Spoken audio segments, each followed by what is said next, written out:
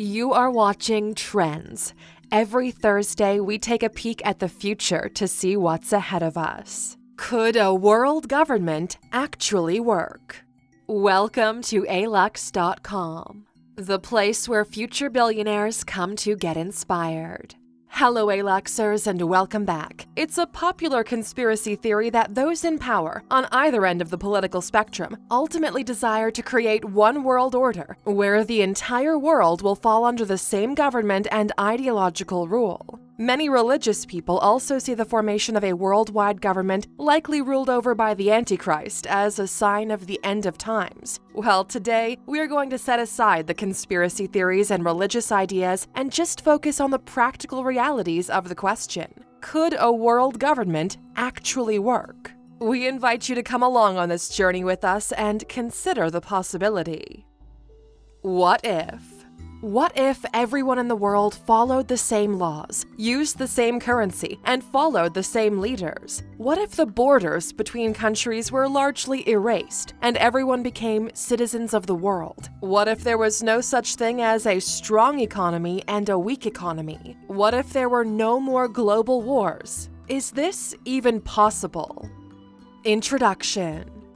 From the beginning of humankind, people formed into groups, then villages, then civilizations, and then states and countries. People have always sought out civilized societies with a governmental framework that regulates how people within that society interact and conduct business. When the Industrial Revolution began in 1760, countries began to open up to one another more and more with increased trade and the sharing of technology. And of course, this globalization has rapidly increased in more recent times in the age of the internet. Now, the world's governments and their people have greater access to each other than ever before, and it's easier to connect to the world around you.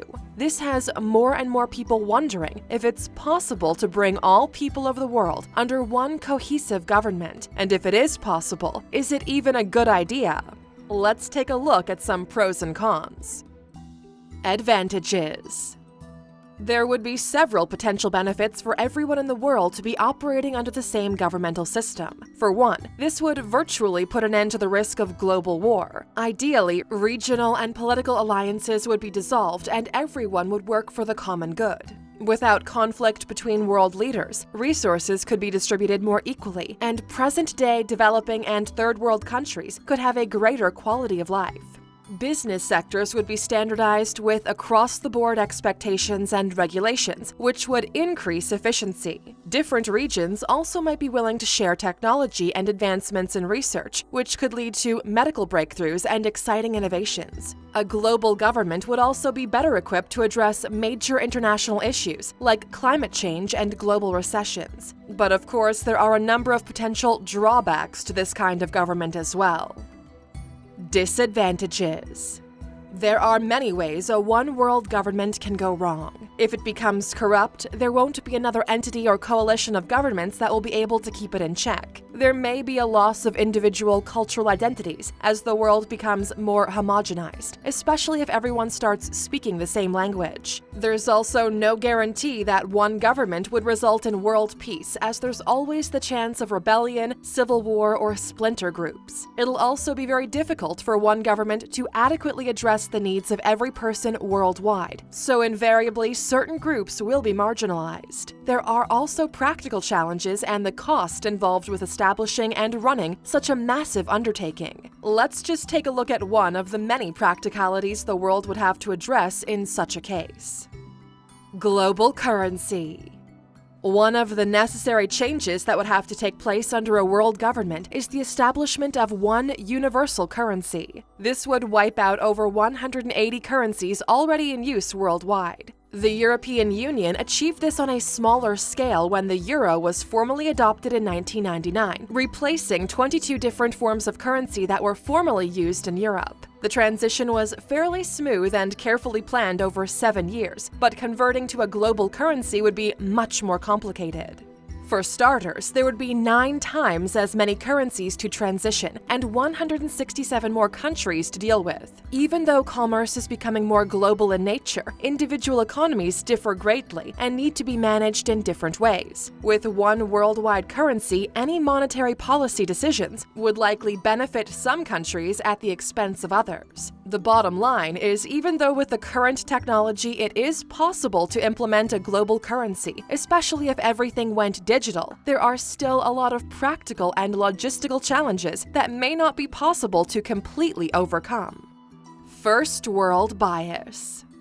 There are already several global organizations addressing common issues across countries such as the United Nations, the World Court, the World Trade Organization, the World Bank, and the International Monetary Fund. These types of organizations lay the framework for international cooperation and prove there is some precedent for different cultures and countries working together for a common purpose. However, the majority of these types of organizations tend to favor the desired policies of first world countries. In order for these organizations to work as part of a global government, every nation would need to have a seat at the table and equal representation.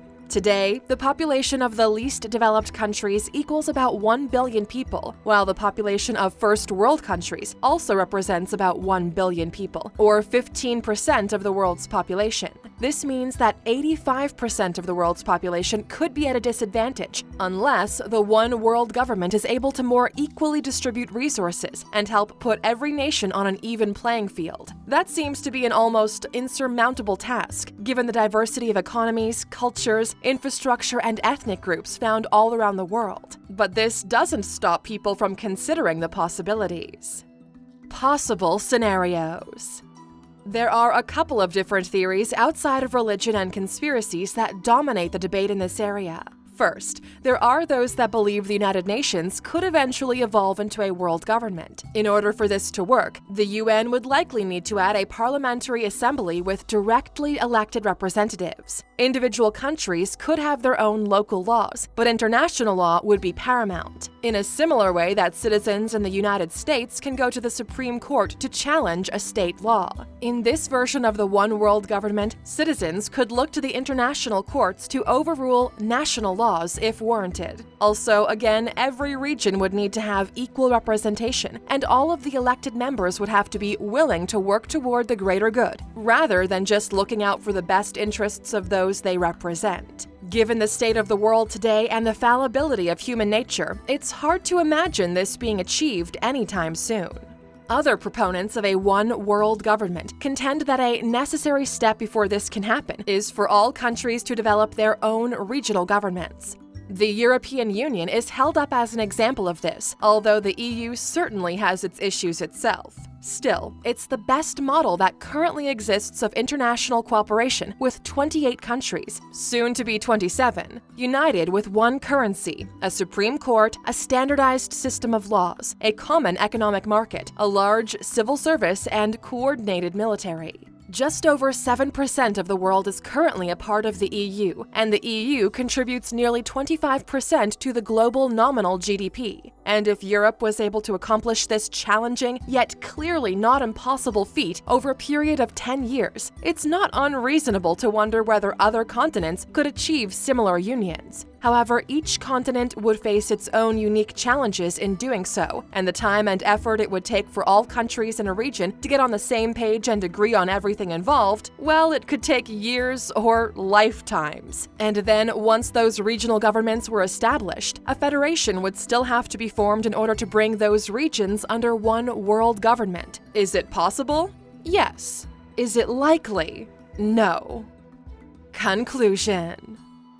A one-world government is very idealistic. It's amazing to think about a world living in peace with shared resources, technology, and ideas. But in order for this to happen, leaders of individual countries would have to be willing to give up their power and submit to a greater authority, or at least an equally shared authority, which is unlikely to happen anytime soon. There is a very narrow path to achieving a successful world government, but almost infinite reasons why it could go wrong. So the odds are certainly not in the world government's favor.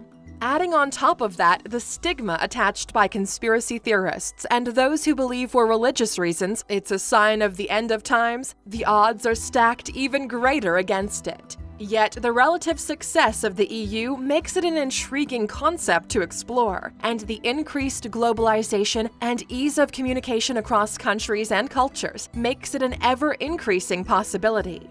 For a better understanding of the impact increased globalization has on society and the economy now and in the future, check out The Globalization Paradox by Danny Roderick. Roderick looks into how globalization plays into confronting international challenges relating to trade, finance, and labor markets. He also suggests how a framework of international rules could help facilitate widespread prosperity moving forward. Not quite a one-world government, but perhaps a step in that direction.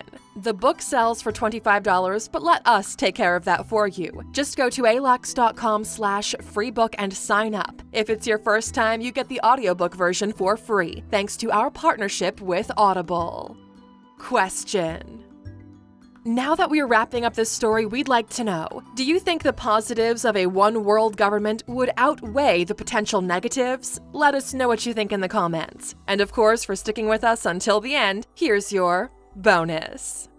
Today, there are about 6,500 languages spoken throughout the world, but about 2,000 of these have fewer than 1,000 speakers. And only about 300 of these have more than 1 million speakers. The most common language spoken worldwide is Mandarin Chinese, with over 1 billion speakers. This is followed by English, with 372 million native English speakers, and 611 million people who speak English as a second language. So if the world were to convert to one common language one day, it would likely either be Mandarin or English.